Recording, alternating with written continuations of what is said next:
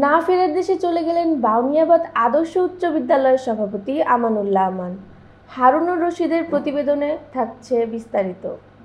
প্রয়াত আমানুল্লাহ গত ২০ মার্চ বাউনিয়াবাদ আদর্শ উচ্চ বিদ্যালয় এসএসসি পরীক্ষার্থী বিদায় সংবর্ধনা এবং বার্ষিক ক্রীড়া প্রতিযোগিতা পুরস্কার বিতরণী অনুষ্ঠানে সভাপতিত্ব করেন। দিবাগত রাতে হৃদযন্ত্রে আক্রান্ত হয়ে তিনি মৃত্যুবরণ করেন। মৃত্যুর পূর্বে স্ত্রী, পুত্র, কন্যা, ভাই বোন সহ অগণিত আত্মীয় স্বজন ও গুণী মানুষ রেখে গেছেন। ব্যক্তিগত চরিত্রে আমানুল্লাহ আমান ছিলেন একজন সামাজিক পরোপকারী মানুষ। রাজনৈতিক দিক থেকে একজন নেতিবাচক জাতীয়তাবাদী দলের আদর্শ নেতা ছিলেন তিনি।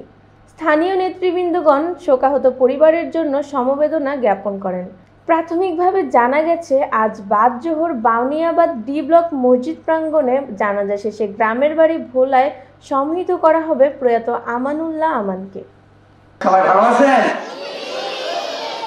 আলহামদুলিল্লাহ, আমিও আপনাদের দোয়া ভালো আছি, তাই সেই জন্য এখানে আসতে পেরেছি। যারা শিক্ষার্থী আছেন, যারা এসএসসি পরীক্ষা দেবেন, সবাইকে এবং মেহমান সহ সবাইকে জানাচ্ছি অভিনন্দন। বাউনিয়াবাদ আদর্শ উচ্চ বিদ্যালয় এসএসসি পরীক্ষার্থী এবং বিজয়ী সম্মাননা এবং বার্ষিক ক্রীড়া প্রতিযোগিতা পুরস্কার বিতরণী অনুষ্ঠানের 2025 সালের উদ্বোধনী অনুষ্ঠান শুরু করছি। আমাদের অনুষ্ঠানটা খুবই ভালো হয়েছে।